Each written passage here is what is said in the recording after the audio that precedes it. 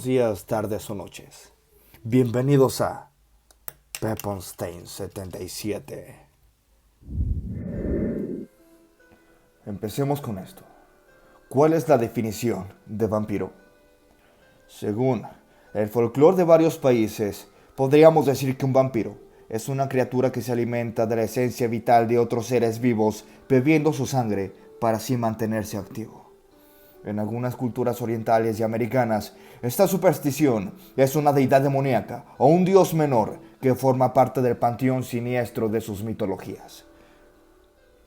En la cultura europea y occidental, así como en la cultura global contemporánea, el prototipo de vampiro más popular es el del origen eslavo, es decir, el de un ser humano convertido después de morir en un cadáver activo, depredador, que consume sangre de los humanos vivos.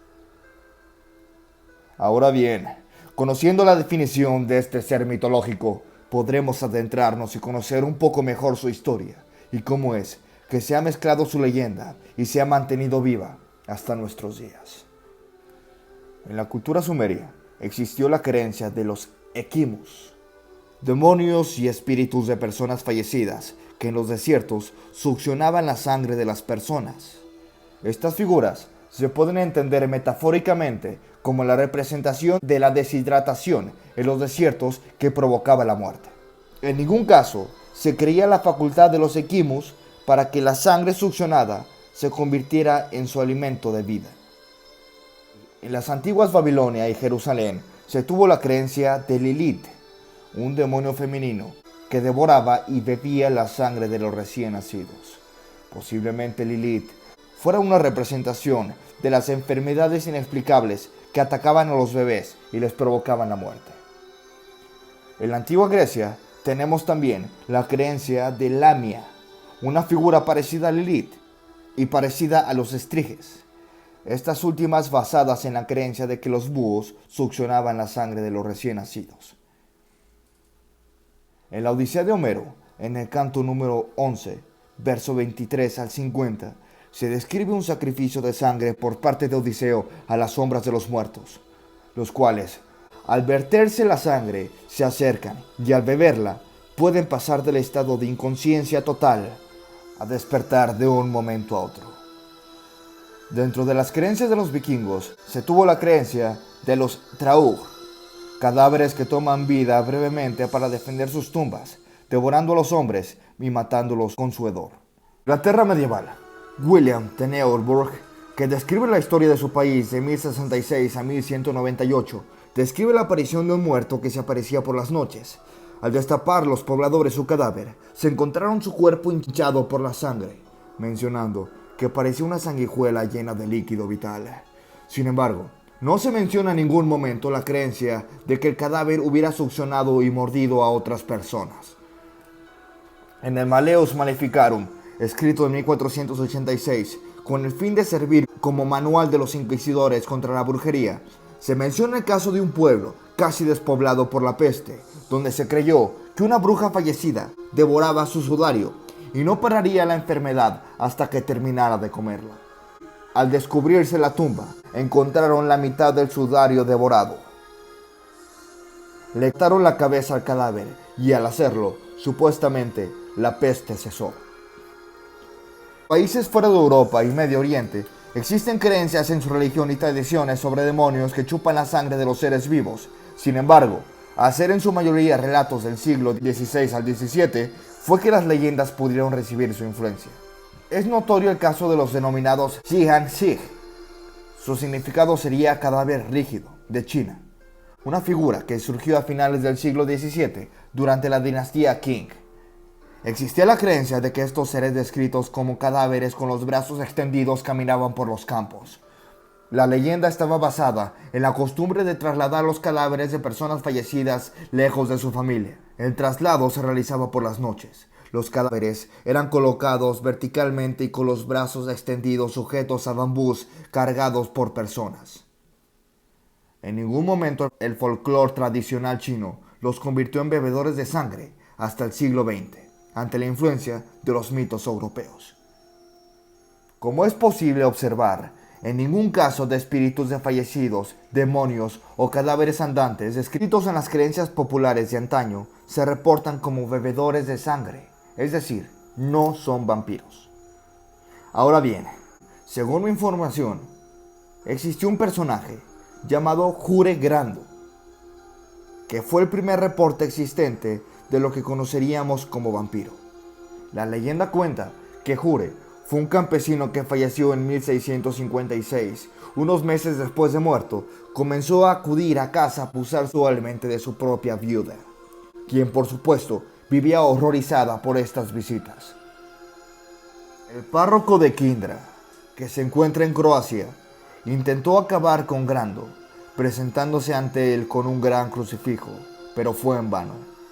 Más tarde, algunos vecinos intentaron clavarle estacas de madera en su corazón, pero este remedio tampoco surtió efecto, y por supuesto, tuvo unas consecuencias espeluznantes. El vampiro juró venganza. Así pues, en su regreso, exterminó a un miembro de la familia de cada uno de sus agresores. En 1672, Grando seguía en la aldea, y cualquier intento de acabar con él terminaba con alguna tragedia. El párroco, junto con otros 9 vecinos, decidieron entonces degollar al vampiro mientras dormía. Según cuenta la leyenda, fue Stephen Milasic, después de una brutal, feroz y encarnizada batalla lo consiguió. Al cortar la cabeza, fue tanta la sangre que derramó el vampiro que cubrió por completo a todos los ahí presentes y decoró toda la sala con este rojizo líquido. Solo entonces, Jure Grando cayó al suelo y murió de verdad, acabando el terror que asolaba a los habitantes de esta aldea. Los habitantes de esta pequeña ciudad viven en la actualidad de la leyenda que atemorizó a sus antepasados. Desde el Museo de Jure Grando hasta los bares y restaurantes, todos tienen presentes al vampiro, que los ha hecho famosos. Festivales de literatura fantástica, gastronomía inspirada en las historias de muertos vivientes y todo tipo de actividades relacionadas con lo sucedido hacen llegar cada día a más y más turistas, y han conseguido que, poco a poco, la localidad se haya hecho un pequeño hueco en el mercado turístico de Kringa. Curiosamente, y como un misterio más que nadie se esfuerza en resolver, ningún habitante de Kingra sabe decir en cuál de las tumbas del cementerio descansa la fuente de sus ingresos más importantes de esta ciudad. Quizás sea mejor no saberlo para evitar que Jure Grando vuelva a despertar. Ahora bien, Claude Commerce, un matemático y sabio francés, en uno de sus libros de 1693, existe un fragmento que menciona: los polacos prefieren cortar la cabeza de sus padres antes de enterrarlos, o les colocan un collar para que no mastiquen sus vestimentas, para evitar que por placer y simpatía se saquen a sí mismos la sangre y cuyos cadáveres enterrados encuentran a veces todos cubiertos de la misma. En un reporte también de Commerce, localizado en el pueblo de Desnoyers, que se encuentra entre Rusia y Ucrania, podemos encontrar esta rara e interesante información que dice así. Abro un breve paréntesis. Tuve que modificar un poco el reporte para que se entendiera un poco mejor, pero la idea del informe es prácticamente la misma. Es posible que ya hayan oído hablar de una cosa muy extraordinaria que se presenta en Polonia, y sobre todo en Rusia. Se dice que el diablo toma la sangre del cuerpo de una persona viva o del ganado y la pone en un cuerpo inerte que tiene poca sangre dentro de sí. Afirman que el demonio sale en algún momento de entre la noche a tomar la sangre. Es conveniente comentar sobre estos reportes que algunas epidemias de anthrax sucedieron en Europa del Este entre los siglos XVI y XVIII. El anthrax provoca úlceras moradas y negras, dificultad para respirar y coloración morada en zonas de piel. Los cadáveres de las personas atacadas con anthrax presentan las peculiaridades de un retraso de una descomposición y falta de coagulación sanguínea. La enfermedad ataca al ganado y a los seres humanos. Muy probablemente, los casos de Desnoyers tengan alguna relación directa con algunos brotes, los cuales los médicos de la época, versados en enfermedades como la peste y la rabia, no podían identificar. El surgimiento del arquetipo de vampiro surgió como una creencia por falta de conocimiento sobre ciertos cadáveres extraños. Es altamente probable que enfermedades como el anthrax y la parálisis del sueño estuvieran involucradas en estos relatos y otros son meramente leyendas. De esta manera, explicaciones como la rabia, la porfiria o el vampirismo clínico son espurios, es decir, teorías equivocadas. Jaffe y de Cataldo, en su artículo académico Vampirismo clínico, publicado en 1994, mencionan que los vampiros surgen a partir de informes tales como el del Desnoyer, donde no hay rastro para una explicación racional. Actualmente, fuera del campo de la literatura, el cine, historietas y juegos, existe todo tipo de creencias sobre vampiros en Europa, cuna de esta ya popular tradición, ya sea en espíritus que chupan la sangre o bien en los vampiros de carne y hueso. Posiblemente, el hábito de succionar sangre joven se basa en la creencia de rejuvenecer. Hay estudios de laboratorio en animales que se han practicado un cambio de sangre y ha generado un resultado de rejuvenecimiento.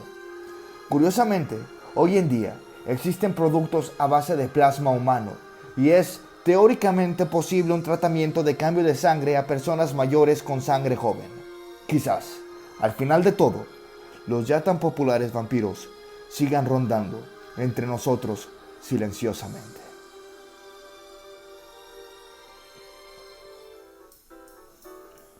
Antes de terminar con este video, quiero invitarlos a formar parte de los miembros del canal. Tendrán muchos beneficios como obtener insignias especiales, ver contenido exclusivo o mirar contenido antes de que sea público, así como pedirme directamente algún tema de qué hablar, al igual que pedirme alguna canción para tocar, entre muchos otros beneficios más. Si mi trabajo les gustó, los invito a que dejen su like y se suscriban al canal, ya que me ayudan un montón a continuar con este proyecto, además de que es totalmente gratis. Larga vida para todos ustedes, amigos míos, y recuerden, ¡Let's rock!